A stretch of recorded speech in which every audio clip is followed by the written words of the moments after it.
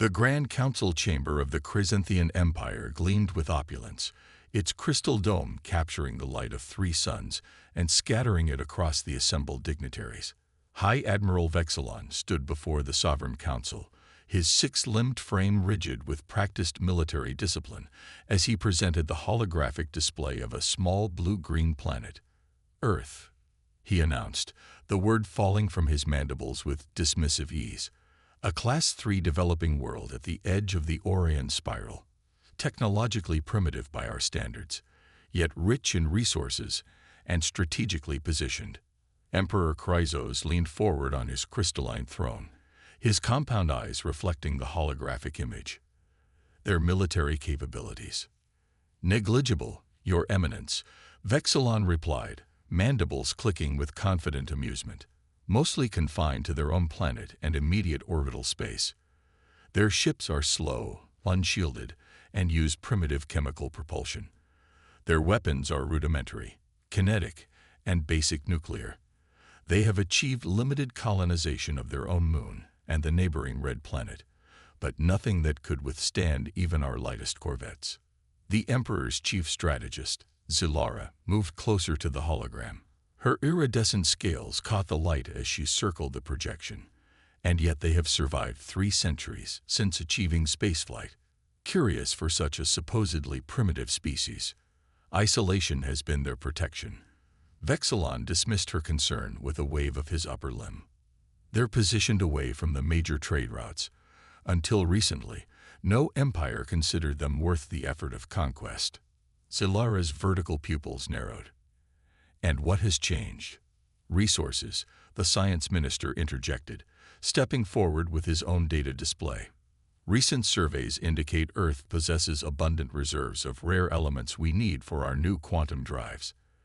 Additionally, their system contains an unusual concentration of heavy water that would significantly benefit our fusion programs.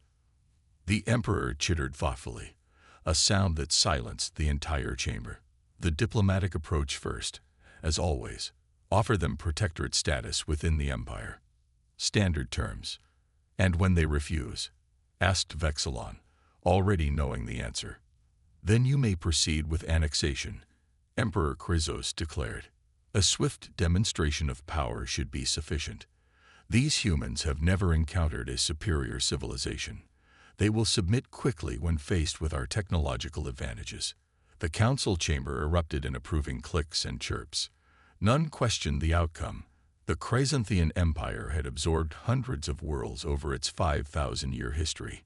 One more backward planet would hardly be a challenge. On Earth, in the underground complex beneath the Sierra Nevada mountains, General Elena Santos stared at the transmission that had just been decoded.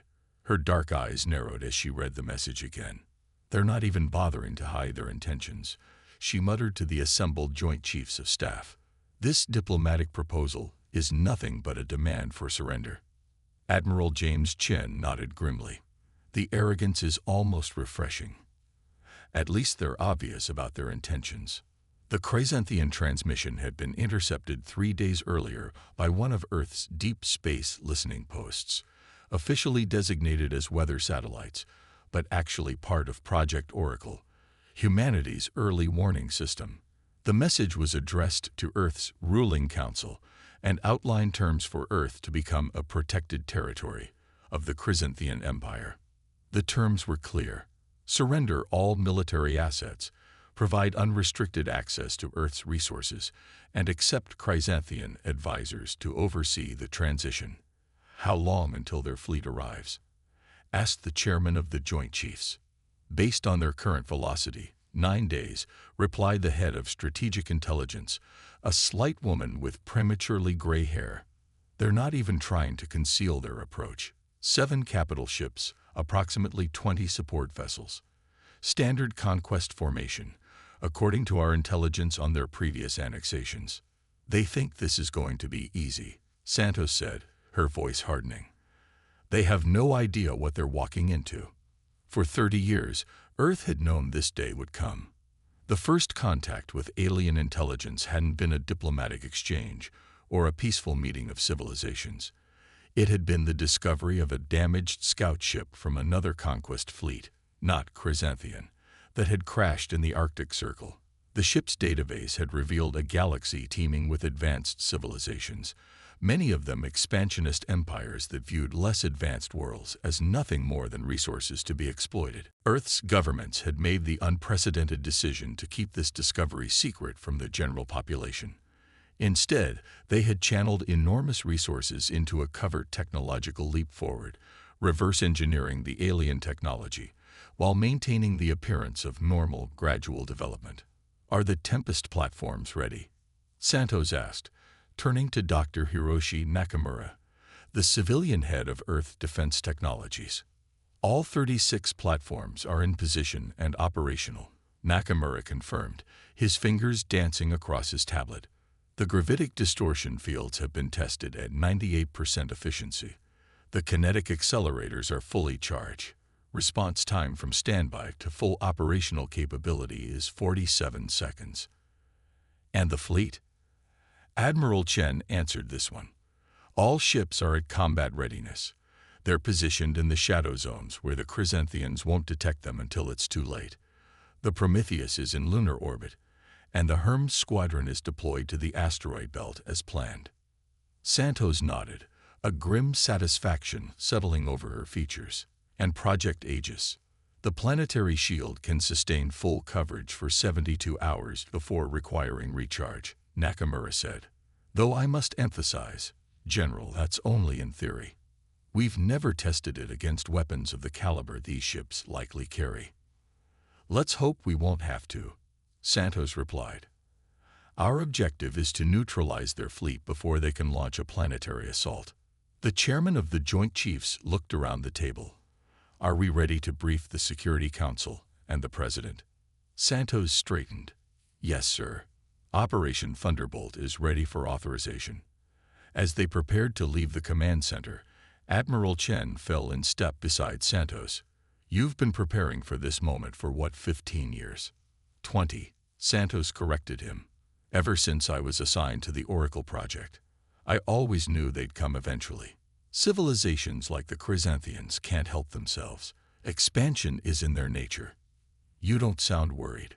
Santos allowed herself a small smile. "Worried? No. They're following their standard conquest protocol for a pre-spacefaring civilization. They have no idea we've had their playbook for decades." Her expression hardened. "They think Earth is defenseless. Admiral, we're about to show them how wrong they are." High Admiral Vexilon stood on the command deck of the Imperial Fist, flagship of the annexation fleet, as it approached the Sol system. The blue-green planet grew larger on the main viewer, still appearing peaceful and unaware. "Status report," he ordered. His second-in-command, Sub-Admiral Crether, responded promptly. "We are detecting primitive satellites in orbit, as expected. Their global communication network is primitive but extensive. No sign that they've detected our approach." "Any military response?" "None, High Admiral. Their space forces consist of a few hundred satellites and a small orbital station. No weapons platforms detected. No defensive fleet." Crether's mandibles clicked in amusement. "They appear to be completely unaware of our arrival." Vexilon nodded in satisfaction. This would be even easier than expected. "Prepare the demonstration strike. Target their largest military installation, this Pentagon structure. A precision strike, minimal collateral damage. We want them compliant, not vengeful." "Yes, High Admiral." Crether moved to relay the orders. The weapons officer spoke up.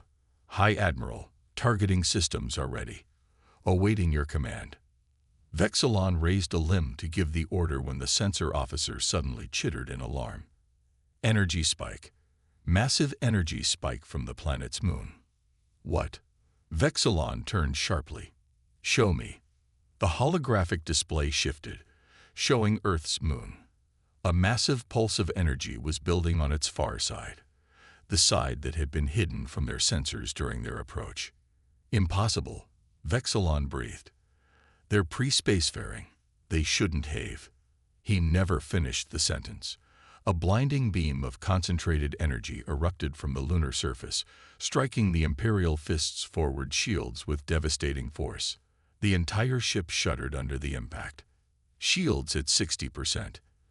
The defensive systems officer cried out. Single hit. How is that possible? Vexilon steadied himself against his command platform. Evasive maneuvers. All ships, defensive formation. But before the fleet could react, more energy signatures flared to life. Dozens of them, emerging from what had appeared to be ordinary asteroids, from the shadow of Mars, from the dark side of Earth itself. Earth wasn't defenseless. Earth had been waiting. Full alert. Vexilon roared. This is a trap. All ships. Combat protocols. On his command screen, he watched in disbelief as the supposedly primitive Earth revealed its true face.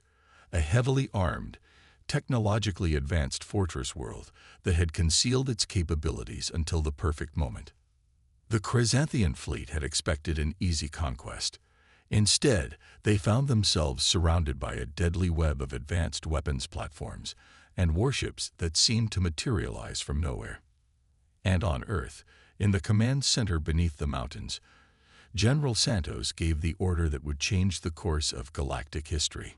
All units, Operation Thunderbolt is a go. Show them what humanity is capable of. In the diplomatic chambers of the Galactic Concord, Ambassador Xelthrak of the Veltraxian hegemony received the news with stunned silence. The aide who had delivered the report stood nervously, awaiting a response. Repeat that, the ambassador said slowly, his crystalline voice unusually strained. The Chrysanthian annexation fleet has been defeated at Earth. Ambassador, early reports suggest significant losses. The humans apparently possess technology far beyond their registered development level. Xelthrak dismissed the aide with a wave of his tendril and turned to gaze out at the artificial stars that illuminated the Concord's vast headquarters. For centuries, the galactic powers had categorized Earth as a backwater, a primitive world of little consequence. Now, in a single day, that assessment had been shattered. Computer, he said quietly, show me everything we have on Earth. Everything. As the displays filled with information, Xelthrak felt a sensation unusual for his species, something approximating human fear. The galaxy had grossly underestimated this young species, and now they would all have to face the consequences of that mistake. Earth was no longer a target. Earth was a power, and the galaxy would never be the same. The Imperial Fist shuddered as another volley of Earth's weapons struck its shields. High Admiral Vexilon braced himself against his command console as warning klaxons blared throughout the flagship. Shields at 32%, called the defensive systems officer, his mandibles clicking rapidly in distress. We cannot sustain this level of attack. Vexilon's compound eyes narrowed as he studied the tactical display. What had been a simple annexation mission was rapidly becoming a military disaster. The supposedly primitive humans had somehow concealed an entire defensive network, hundreds of automated weapons platforms embedded in asteroids, hidden beneath the lunar surface, and disguised as ordinary satellites. How did we miss this? He demanded, his voice cutting through the chaos on the bridge. Where is their fleet coming from? Sub-Admiral Krether gestured frantically to the display. They're using some kind of advanced stealth technology. Our sensors couldn't detect them until they powered up their weapons systems. And their ships, they are using gravitic propulsion systems that should be impossible for their level of development. Vexilon had no time to contemplate this impossibility.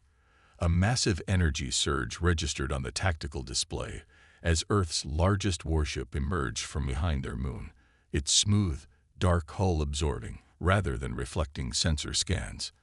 Identify that vessel, Vexilon ordered. The tactical officer worked frantically. Configuration unknown. Size equivalent to a heavy cruiser. Energy readings suggest.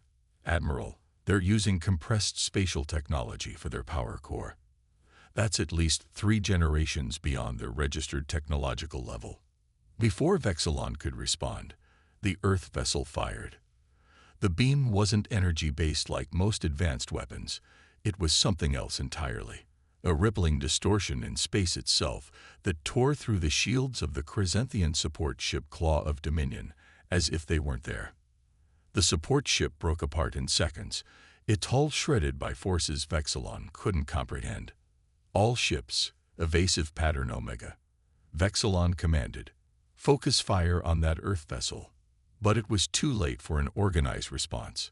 The Chrysanthian fleet, caught unprepared for a real battle, struggled to form a defensive line. Earth's weapons continued to pound their shields, and more human vessels appeared from hiding places throughout the system. Admiral Crether's voice was tight with fear. We're detecting multiple launches from Earth's surface. Vexilon watched in disbelief as hundreds of small craft rose from the planet, joining the battle in perfect coordination. These weren't the primitive chemical rockets Earth was known for. These were advanced fighters, fast and maneuverable, equipped with weapons that shouldn't exist on a world that had supposedly only achieved spaceflight 3 centuries ago. Retreat, Vexilon said quietly, then louder, signal all vessels. Full retreat. Return to Imperial space immediately. But even as he gave the order, he knew it might be too late. The screen showed 3 of his 7 capital ships already destroyed or disabled. The humans weren't just defending. They were counterattacking with a ferocity that shocked even the battle-hardened admiral. Set course for the jump point, he ordered, his voice grim. We must warn the Empire. In Earth's command center, General Santos watched the battle unfold with intense focus. The 3-dimensional tactical display showed the Chrysanthian fleet in disarray, attempting to regroup for a retreat. The Prometheus has disabled their flagship's propulsion systems, reported Admiral Chen. Their command vessel is dead in space. Santos nodded. Have Captain Ramirez hold position. Don't board yet. We don't know enough about their biology to risk direct contact. Deploy containment drones instead. Yes, General. Chen turned to relay the orders. Dr. Nakamura approached, his expression a mixture of relief and concern. The Tempest platforms performed beyond expectations, he said. The gravitic distortion fields completely bypassed their shield harmonics. And casualties? Santos asked, her voice softening slightly. Minimal, Nakamura confirmed. We lost 12 fighters and the Artemis sustained moderate damage, but no loss of life. Their weapons were formidable but predictable, exactly as the intelligence from the scout ship indicated. Santos allowed herself a moment of satisfaction. 30 years of preparation, of secret development, of maintaining the facade of a relatively primitive civilization, all while building the most advanced defensive system humanity had ever conceived. Project Tempest had been her life's work, and today it had saved Earth from subjugation. General, the communications officer called out, we're receiving a transmission from the disabled Chrysanthian flagship. They're requesting terms. A murmur ran through the command center. This wasn't just a victory. It was a complete reversal of the expected outcome. The would-be conquerors were now asking for mercy. Put it on screen, Santos ordered. The main display flickered, then showed the interior of the alien vessel. High Admiral Vexilon stood rigidly, his insectoid features unreadable to human eyes, but his posture suggested both resignation and disbelief. This is High Admiral Vexilon of the Chrysanthian Empire, he began, his words translated by the systems derived from the crashed scout ship. Our mission was based on flawed intelligence. We did not come prepared for war with an advanced civilization. And yet you came to conquer, Santos replied evenly. Vexilon's mandibles clicked once. We came to annex what we believed was a developing world, as is our right under the Galactic Concord's territorial expansion protocols. Earth never signed those protocols, Santos said. We are not members of your Concord, nor have we ever agreed to its rules of conquest. How? Vexilon asked, a plaintive note entering his voice. How did you conceal your true level of technology? Our surveys showed primitive chemical rockets, basic fission power, nothing that could have led to this. Santos smiled thinly. You saw what we wanted you to see, Admiral. Humanity learned long ago that in a dangerous galaxy, it's sometimes better to appear weak while building your strength. The Chrysanthian Admiral seemed to consider this. What are your terms? He finally asked. Unconditional surrender of your remaining vessels, Santos stated firmly. Your crews will be treated according to our laws of war, humanely and with dignity.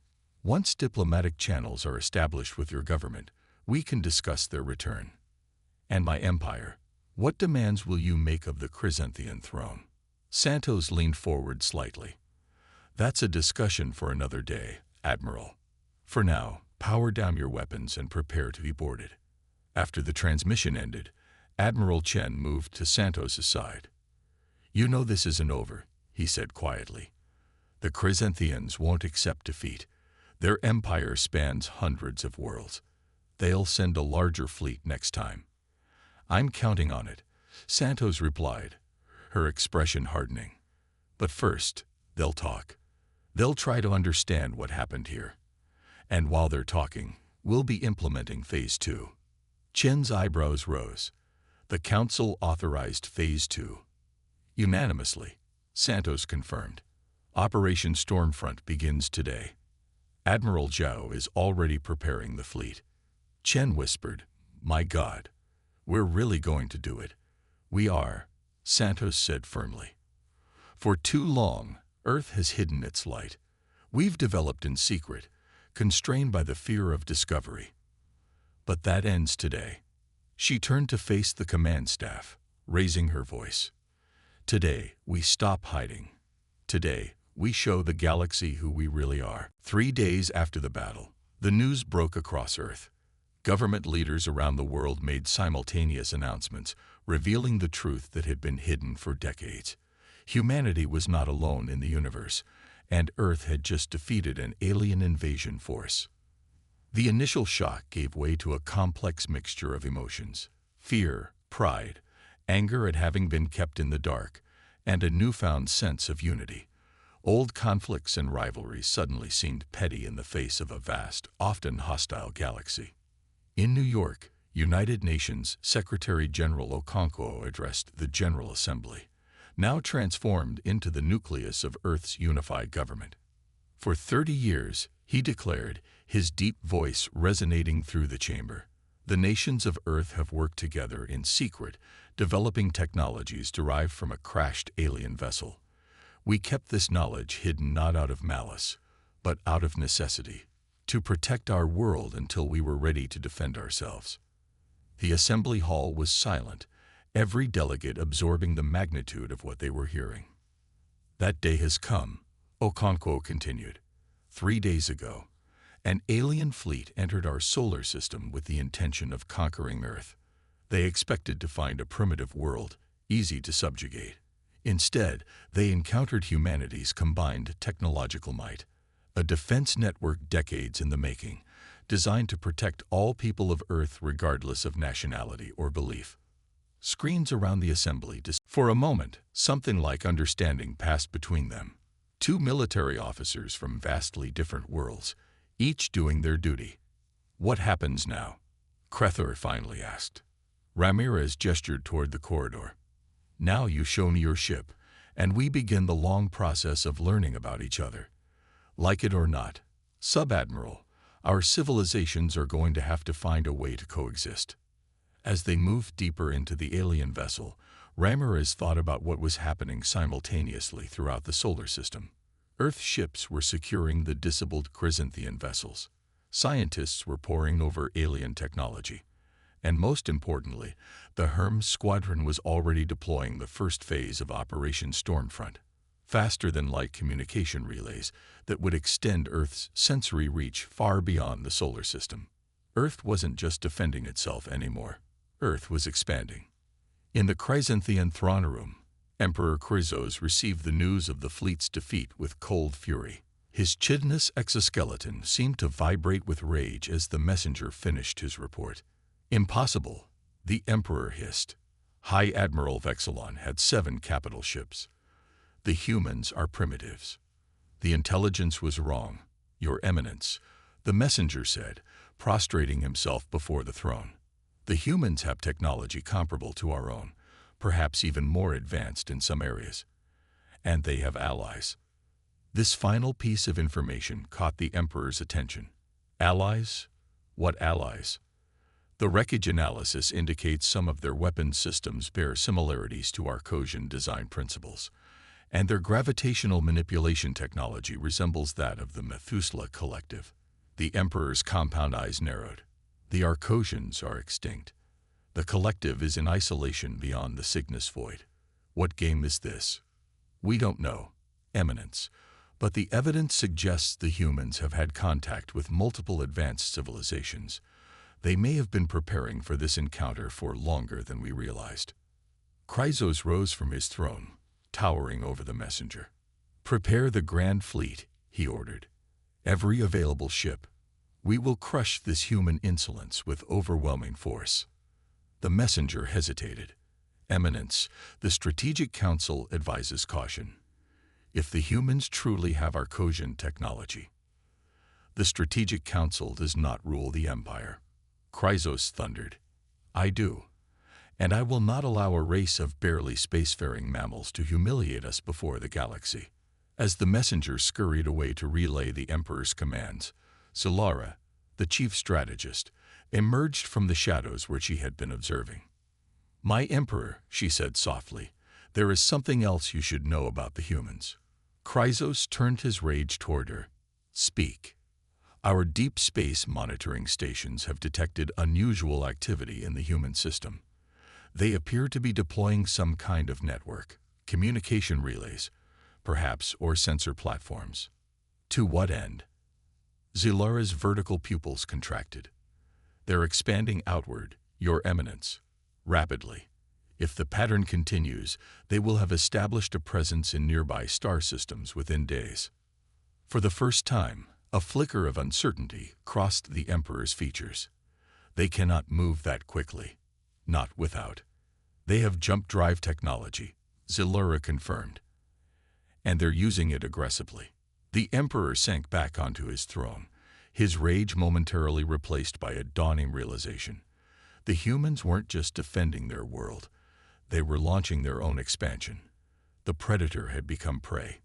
How long until the Grand Fleet can deploy? He asked, his voice suddenly subdued. 26 cycles. Eminence. Perhaps 20 if we rush preparations. Too long, Chrysos murmured. By then, they could be at our doorstep. In the silence that followed, both ruler and strategist contemplated what neither wanted to admit.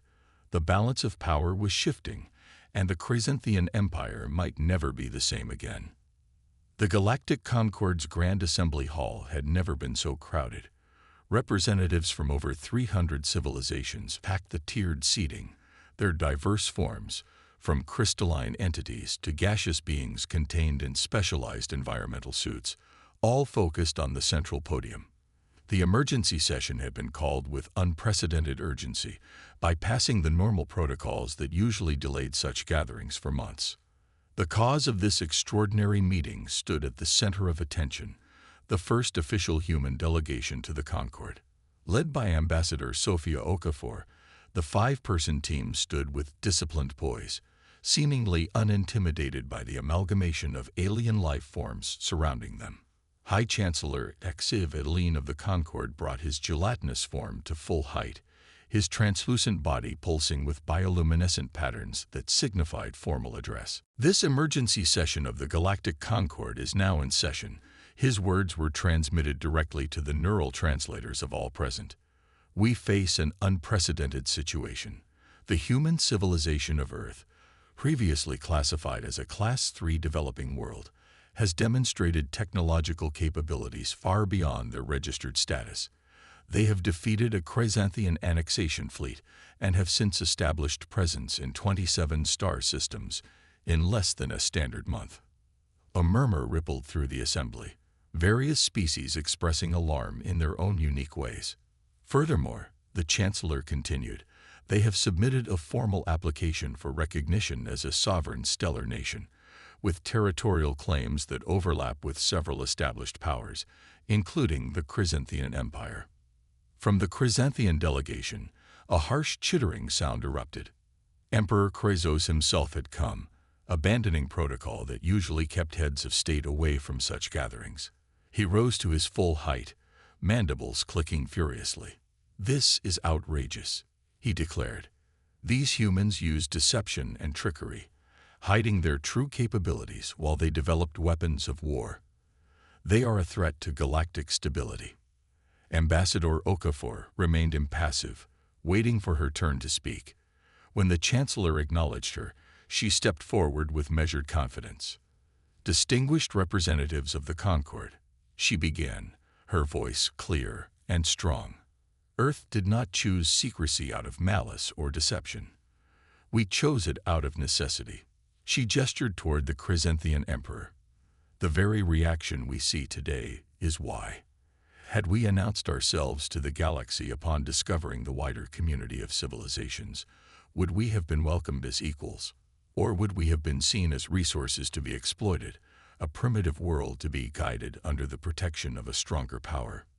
The assembly fell silent, many representatives shifting uncomfortably.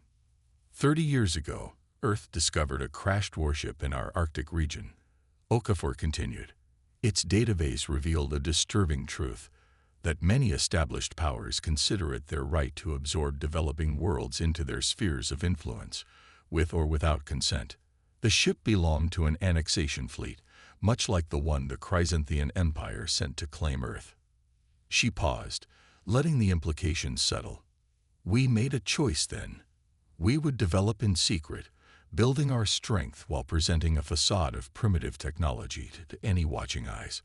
We reversed-engineered the crashed ship systems and developed our own innovations, all while maintaining the appearance of a typical Class 3 world, showing only chemical rockets and early fission power to any observers." The Chancellor's bioluminescence pulsed with what might have been curiosity, a deception spanning decades, impressive if concerning. "But it does not address the current crisis. Your rapid expansion threatens established territorial boundaries." "We claim only what we can effectively defend," Okafor replied simply. "The star systems we have occupied were largely uninhabited, used primarily as buffer zones between the major powers. We have established bases, deployed our defensive networks, and begun scientific surveys. At no point have we threatened inhabited worlds or interfered with established trade routes." Emperor Chrysos surged forward. "They deployed weapons platforms throughout our border systems. This is an act of war." "We deployed defensive systems," Okafor corrected calmly. "After your empire attempted to annex Earth, we took reasonable precautions against a second attempt. The platforms are programmed to fire only if approached by Chrysanthian military vessels on an attack.